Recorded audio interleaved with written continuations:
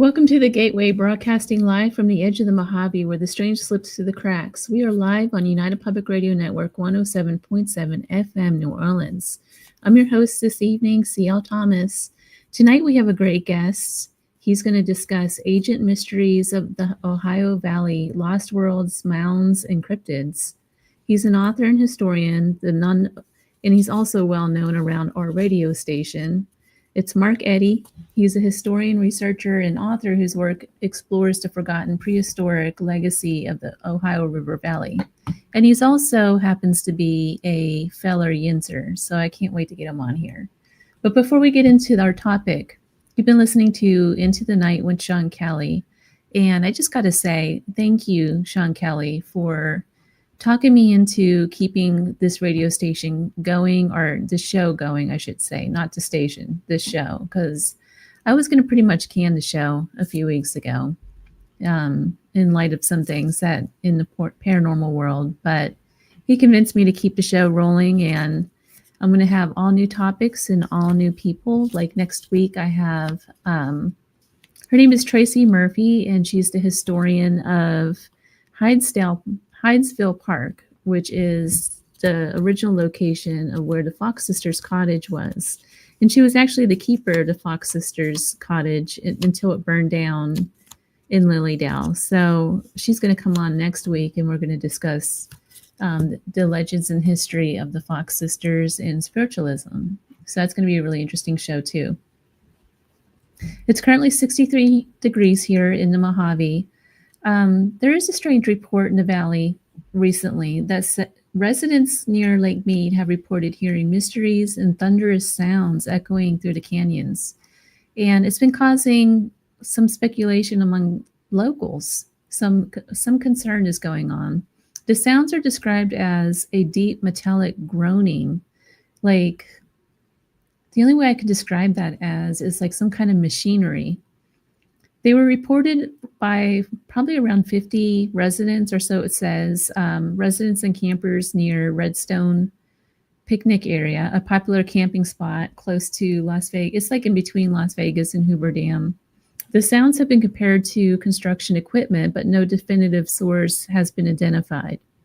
And this isn't the first time that strange sounds have been reported from that area. Also, at the beginning of the year, there were reports claiming of hearing wailing, like a woman wailing. And people have heard unexplained footsteps and things. They're saying that whole area over there might be haunted, that campsite. So yeah, I'm going to go check it out. I have some time off coming up in the next few weeks. I plan on going to check that area out. But the theories about the sounds range from geological shifts to secret government projects, and some are even reporting it as something going on with Area 51. So more on that, stay tuned. I just got back from the DC area this week, and it's been my last work trip for the year. So we finally wrapped up, and I am going to Wyoming, but it's to visit friends and family. It's not work. It's always kind of like a sad time for me, but it's happy too, because I get to stay home and work on those things that I don't get to, like painting and writing. And so hanging out with my cat, he's going to be happy. So Thanksgiving is Thursday, and I still think it's Halloween. I'm just not ready yet. I don't have anything in the fridge. I'm not cooking anything. My friends are cooking. I'm heading out tomorrow to Wyoming, and what we normally do, for those in the chat, what do you guys do for Thanksgiving? For me, we usually do outdoor cooking. It's kind of fun. So we do a traditional outdoor cooking from like 19th, 18th century. So I'm not sure what we're cooking this year, but we're going to do that again out in the middle of Wyoming in a little remote town. So I'm kind of looking forward to that. Well, tonight's guest, author and historian Mark Eddy, brings his research to the table for discussion about ancient mysteries of the Ohio Valley, lost worlds, mounds, and cryptids. And I think Loki's going to join the conversation as well. But let me get Mark on here. Mark, welcome to the show. Hi, CL. How are you? Oh, I'm fine. Thank you very much for inviting me. Thank you. Yeah, Thank you for coming on. I'm thankful on this Thanksgiving week for this opportunity. I'm thankful for my cat here. I don't, He's like I a don't sweet blame you. cat. I've never had a cat quite like this one. He's just so lovable and Seems very friendly. up. I can squish on him, I can kiss him, and he just takes it. I've never had a cat quite like this before, where he just, I can flip him around and do all kinds of things. I put clothes on him sometimes, dress him up, just all sorts of things. It's kind of fun. Now the viewers are getting a good look. But Mark, you wrote this book, and I'm going to put it up here: Lakes, Yeah. Lizards, Linton and Leverett.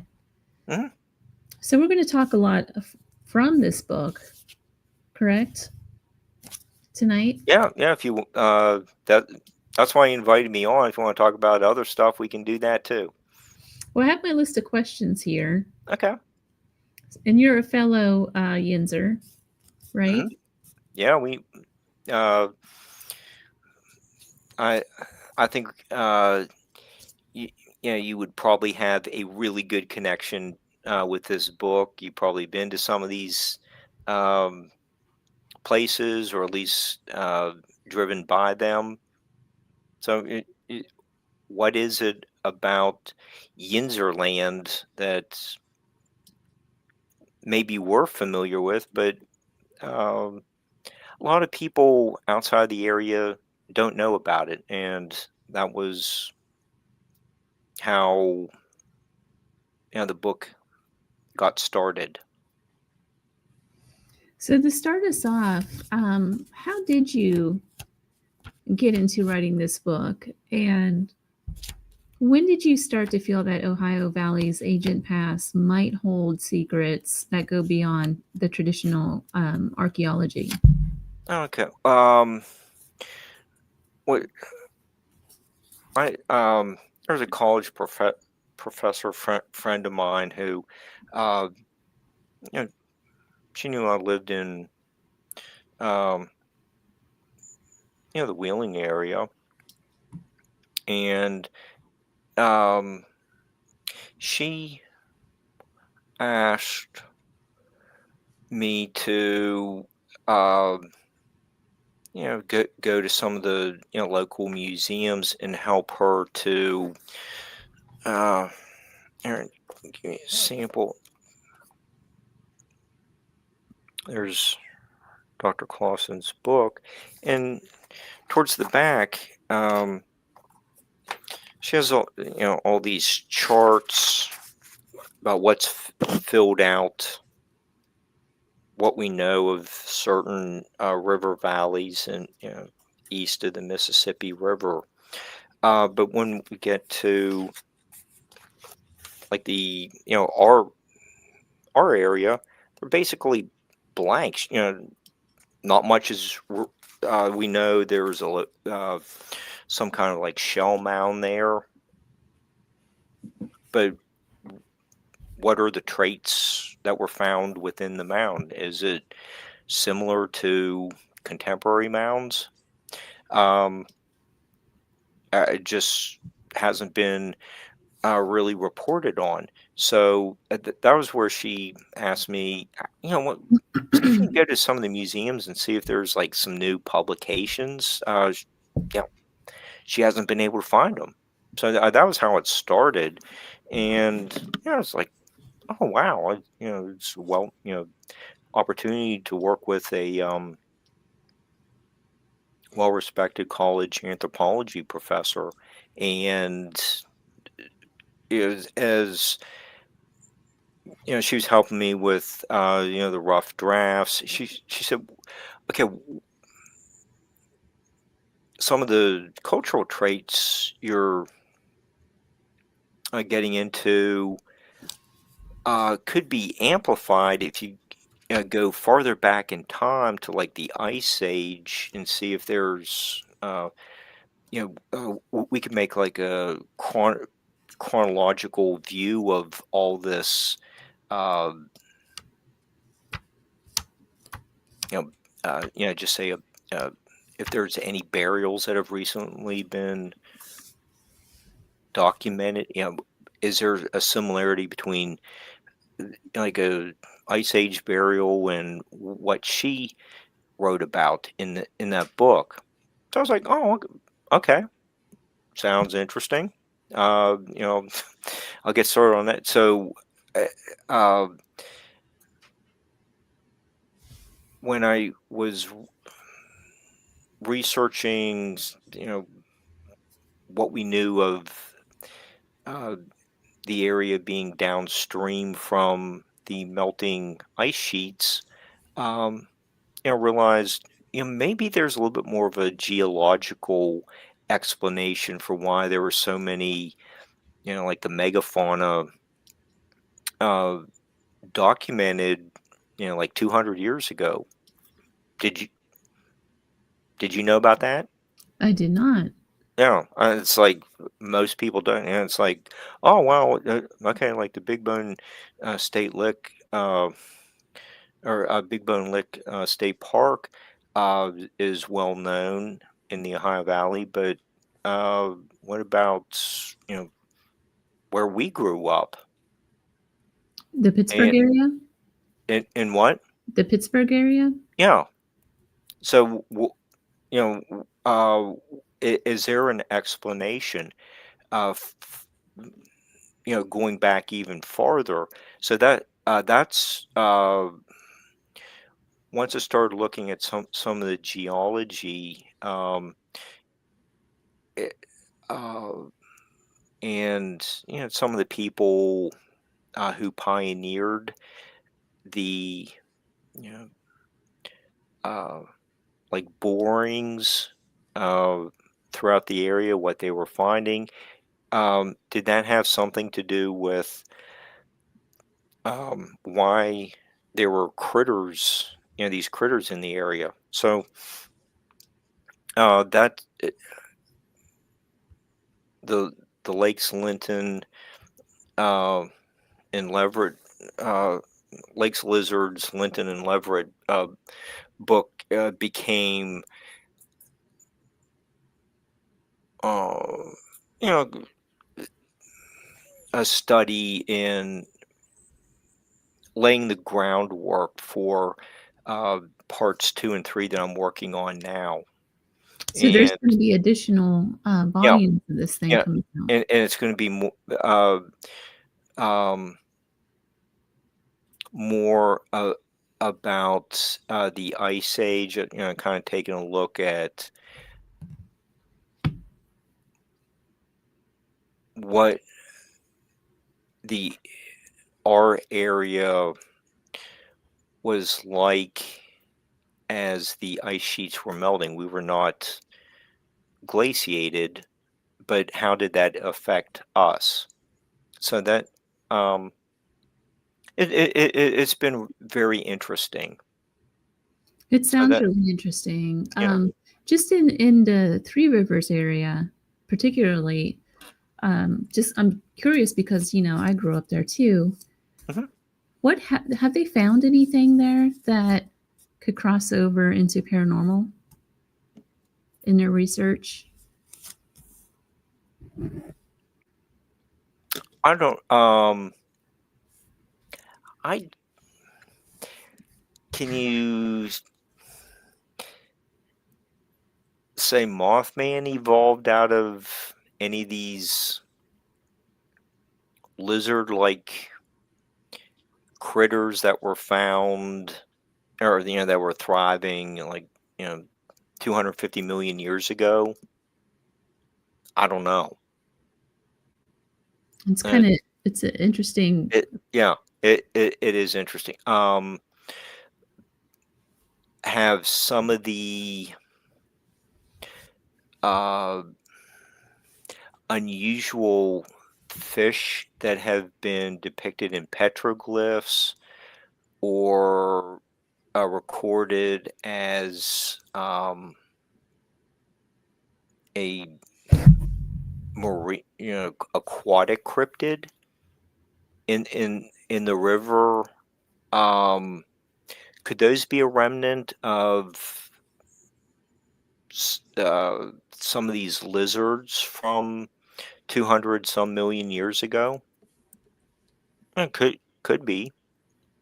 Uh, Hmm. and we know that there were the like sailback lizard. They were like 10 feet long, and they kind of look like an iguana with like a blue marlin sail on its back. They were quite a few of them have been documented uh, as fossils found throughout the Ohio River Valley. That's What? interesting. Yeah. So yeah, there. I think there was like an 1870s report of um, s- uh, some large aquatic creature in the river near Parkersburg. I don't know um, what could that have been. I don't think it's recorded as having sails, but you do get those like bill. It's kind of like a duck bill on a carp. Hmm. I've Uh, never I even think heard they're of called that. paddlefish. They're still in the river. What but they uh, have been called a prehistoric fish. So is is that an example of something that never has been around for a long time but never went extinct? I don't know.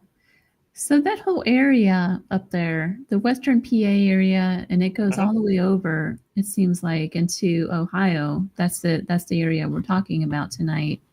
Um, there is a lot of things going on. You have the Mothman, you have all of the Native American sites all around there, Hmm. such as The Serpent mounds. Mounds. Hmm.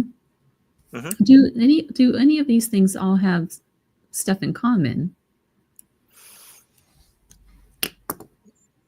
Um, oh, I don't know. Some are burial mounds placed to honor the dead. Um, I,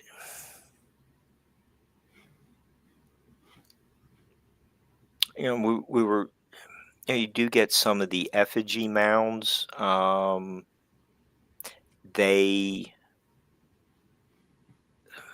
have been uh, located across the country. I think is it Iowa? Eastern Iowa has um, um, a bunch of effigies. It's either there or Wisconsin. Um, but what was the cultural significance of you know replicating animals i- out of uh, mounded earth? I don't I, I don't really know.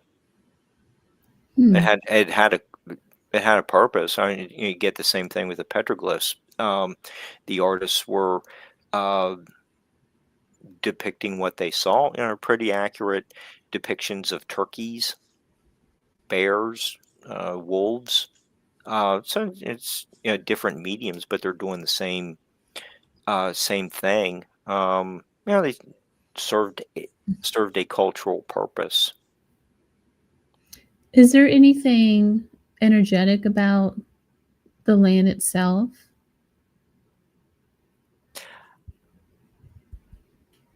I don't know. I find it up to be uplifting.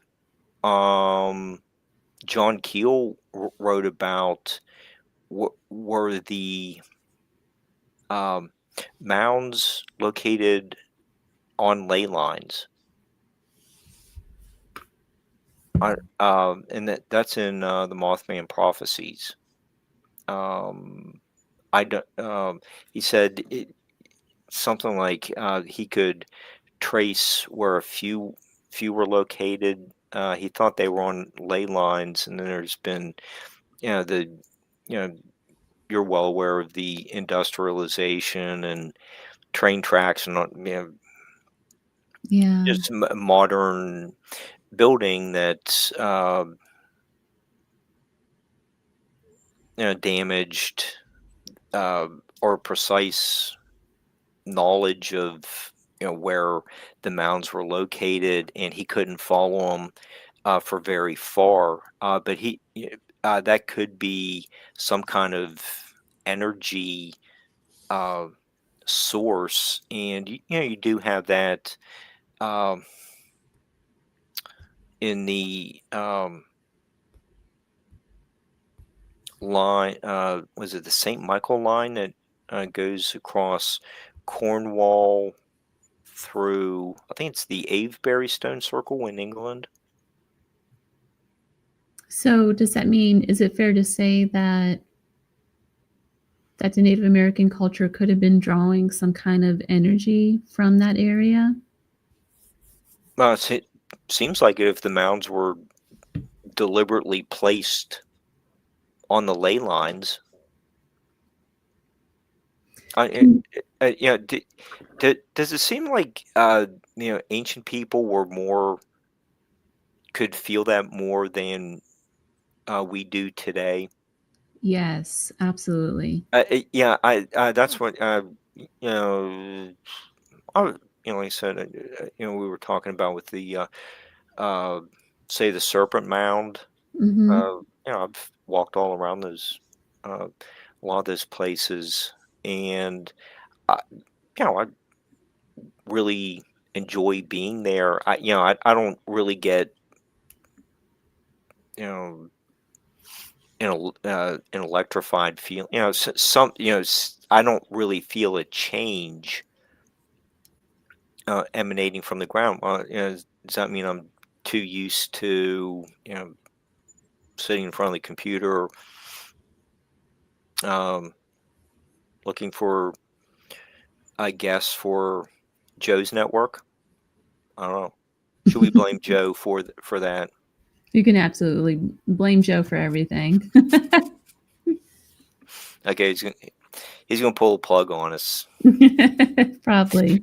But It's all right. but I don't really uh maybe some of today's people might be more apt to feel something. I don't. No, I just enjoy um being at these locations.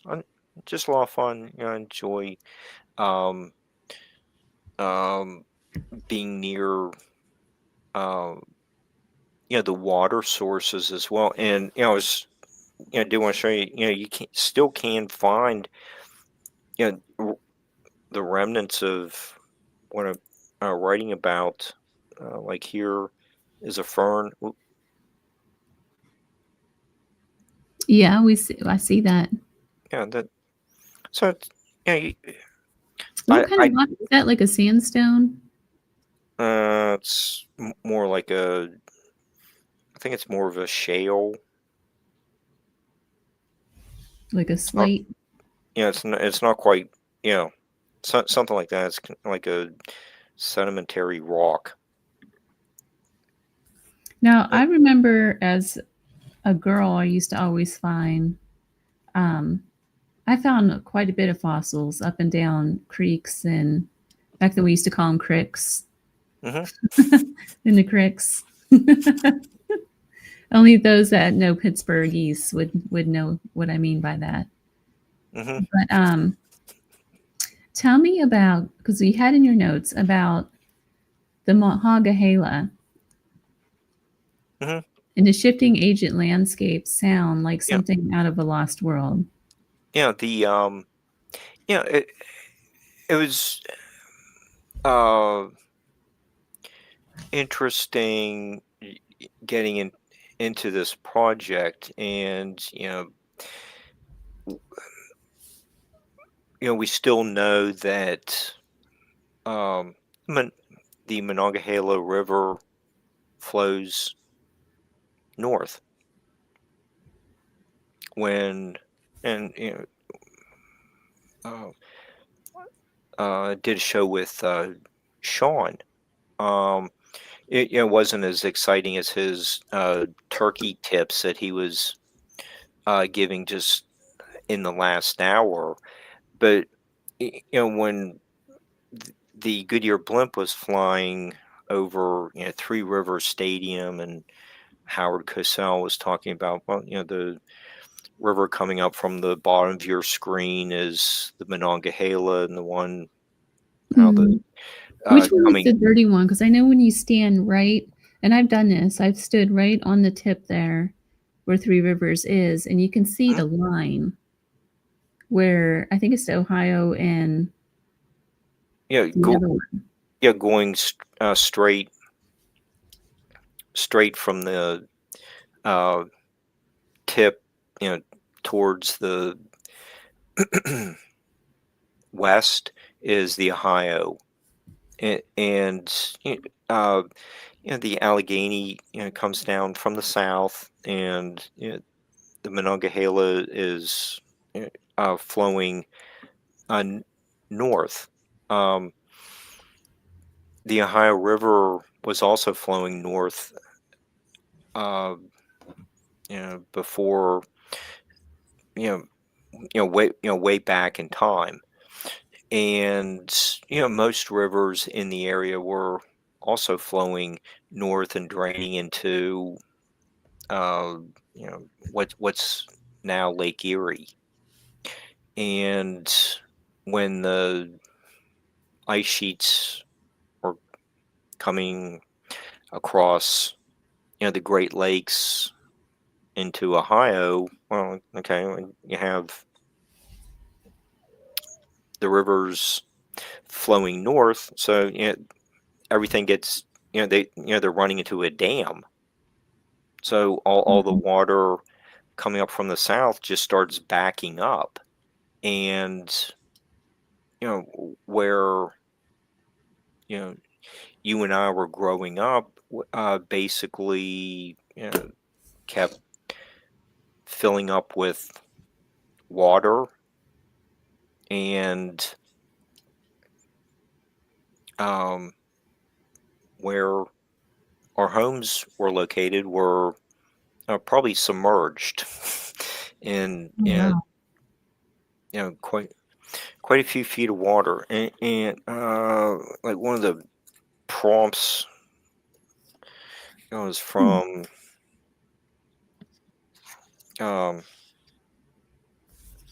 Has these changes inspired the native legends and supernatural lore or cryptid sightings, you think? there we gee, I kind of keep pulling it back. See here's the darker green is the ice sheet, and you can see where Lake Monongahela was located. There's a huge lake, and you get another one down here around Chillicothe, Ohio. Hold on, I might have to lake. And this is an Agent Lake from The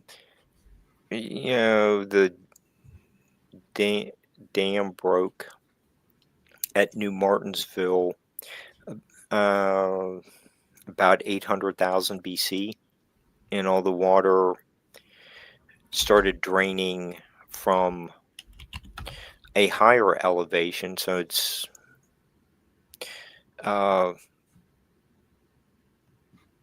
eroding a channel to the south where it's lower elevation, and that's why the river reversed course from flowing north to south.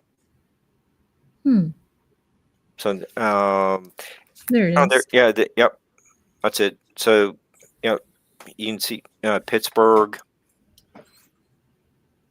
is what kind of in the just across the Ohio Pennsylvania border, that would have been underwater. And that's after, the ice sheet. You can see that, like little, uh, kind of like a semicircle there at the top of the screen. That's where the ice sheet stopped. You can see where all the rivers just backed up and created a massive lake. So did I've wondered, w- with some of the mounds being located where some of the researchers, the 19th century researchers were finding fossils. Did they incorporate them into the burials? I don't know. So some of the mounds were uh, destroyed before, you know, the state, required uh, notes to be submitted to the state. So were weird fossils buried with people? I don't know. Hmm. Do you think that accounts, though, for some of the strange activity that's going on now in that area?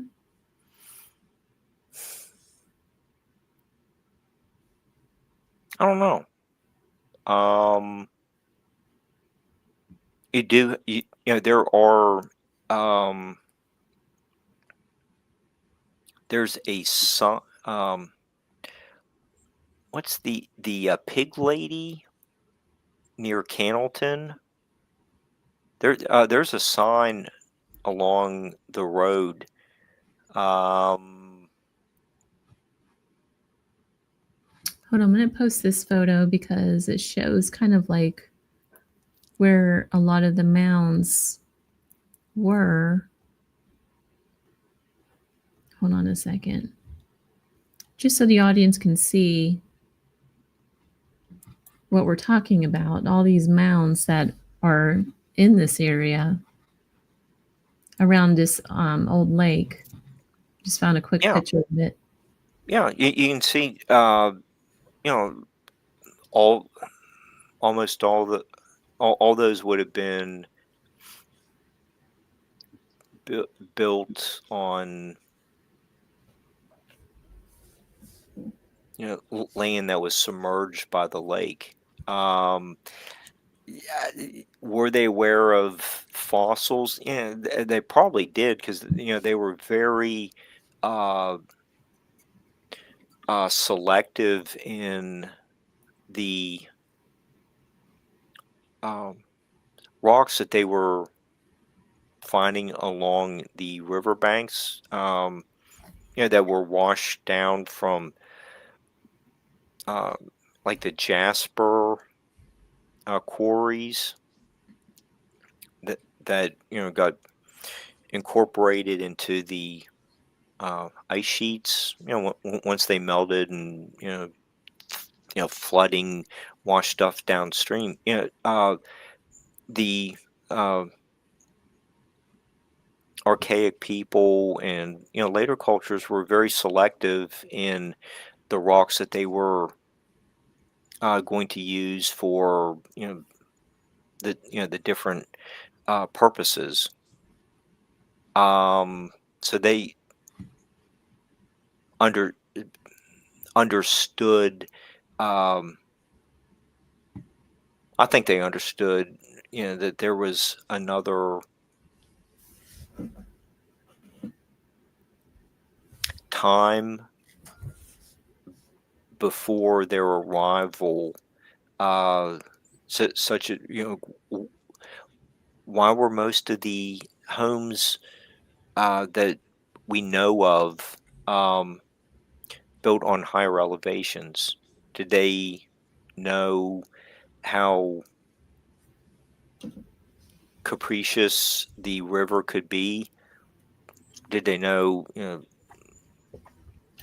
Did they figure out uh, the extent of Lake Monongahela? Was that like an early version of hydrodynamics? Hmm. But they were very cognizant of uh, the rocks that had washed into uh, certain areas, and uh, they have been found at some of the um, you know, the few village or ceremonial sites that have been documented in the area. It's really a fascinating study, and Jasper is one. It's kind of about one quarry is located in the Penn State area. I didn't even know that there was jasper up around that area. Hmm. Hmm. Yep.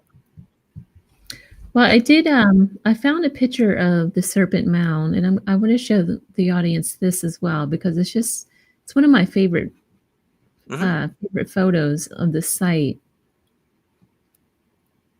Look how Yeah. incredible this is. Hmm. It's like a quarter of a mile long, Hmm.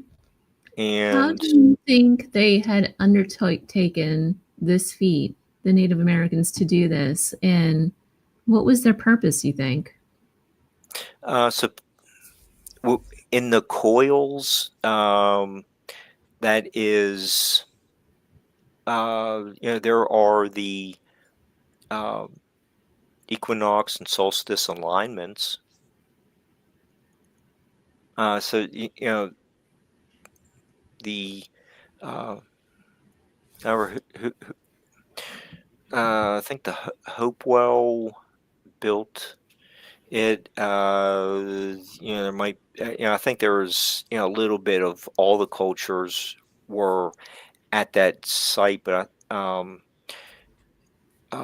it might be more attributed to the Hopewell culture. Uh, but there's just a lot of precise engineering at that location. You get the octagon mound in Newark that you get uh, it's people laying out where the moon's going to rise at different times of, of How the did they year. know all of this stuff? Do you think that some other entity? They were just very observant people.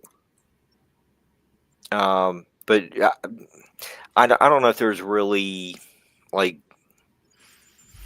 there could be an interpretation of uh, ET training, but they were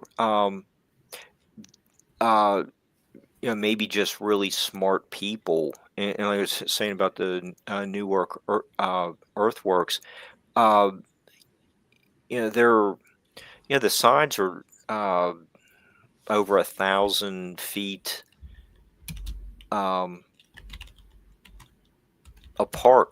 The sides are 1,000 feet apart. Um, the sides are perfectly straight. It's like you wonder how they like they're only off like the south end is only like an eighth of an inch different than the north end of a wall.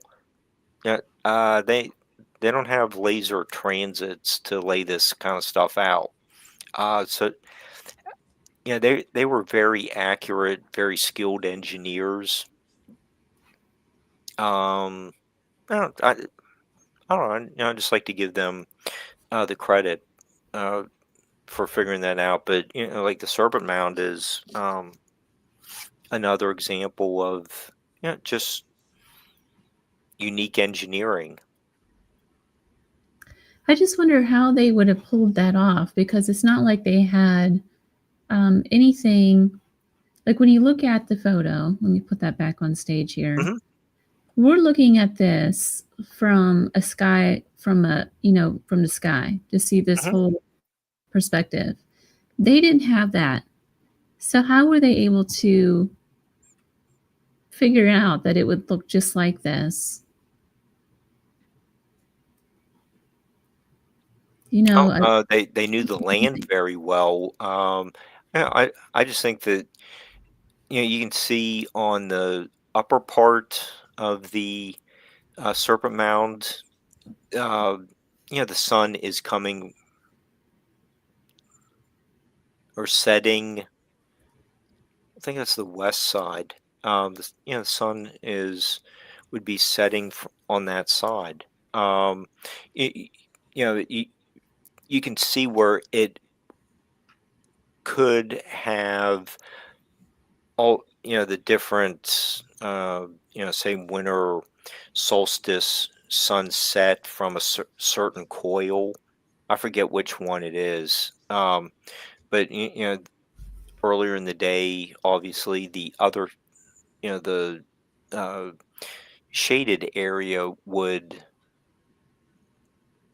um, be highlighted then, and you can see, which coil would be part of the summer solstice.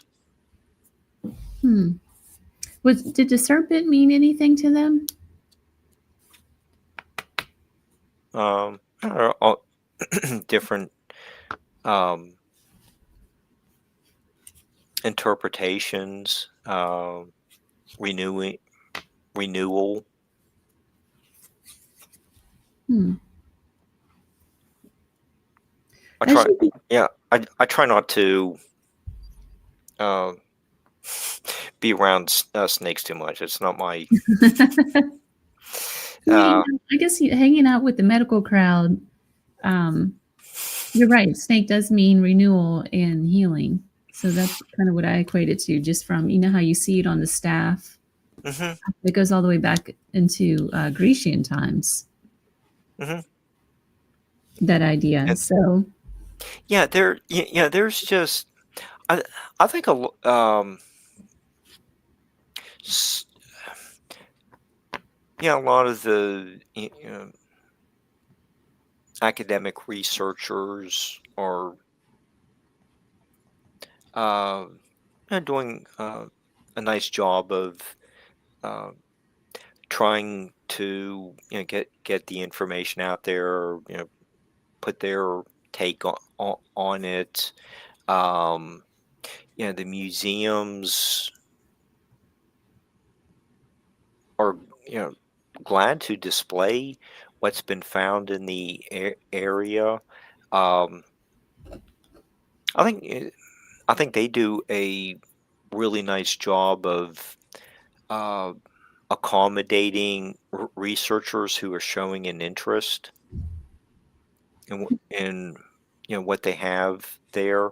So, uh, that was one of the really thrilling aspects of doing this project was uh, just working with so many museums who felt like, yeah, we kind of are frequently overlooked, and please get this book out so that we can uh, get the word out about what's here in the Ohio Valley. And they were all these museums from Youngstown to Point Pleasant were very accommodating. Really enjoyed working with them. So very thankful uh, to them, and statement like that is, isn't necessarily related to Thanksgiving. It's, that's just how I, feel about them. But it is appropriate for tonight's show. But yeah, they were, just really very outgoing.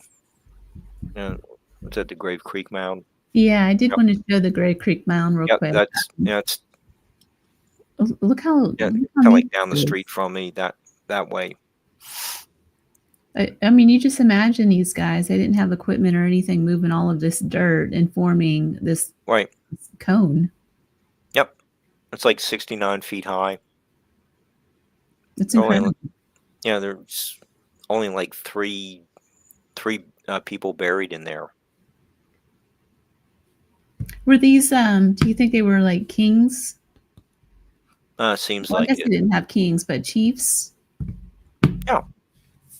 That's what it seems like. The shaman. You get some people buried with like wolf jaws around, maybe inserted in their mouths or put around their mouths. It seemed like it really distinguished them from some of the other people who were buried in the same mound. You do have, I think there's only 3 examples of people buried with copper noses. Gotcha. That's kind of interesting. It's like after they were dead, just did a nose amputation, and these copper noses were inserted. So what um, you know what did some of these animal connections symbolize to the community?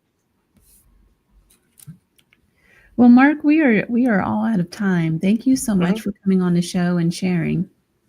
I Oh, really I'm very appreciative of this opportunity, and work with you again and be on UPRN. His book, Lakes, Lizards, and Linton and Leverett. Where can they buy this book? Is it on Amazon? Yes. So there you have it. Mark, thanks again, and I will definitely have you back on to discuss your future works once you get those out. Hopefully it will be very soon. But thank you so much. All right. Happy Thanksgiving, everyone. You've been listening to The Gateway, broadcast from the edge of the Mojave where the strange slips through the cracks, live from United Public Radio Network, 107.7 FM, New Orleans. My guest tonight was author and historian Mark Eddy, and the topic was Ancient Mysteries of the Ohio River, or Ohio Valley, I'm sorry, Lost Worlds, Mounds, and Cryptids. Make sure you tune in next week. My guest is going to be Miss Murphy, and we're going to talk about the Fox sisters and spiritualism. So stay tuned for that. I hope you all have a wonderful Thanksgiving, and I'll see you real soon.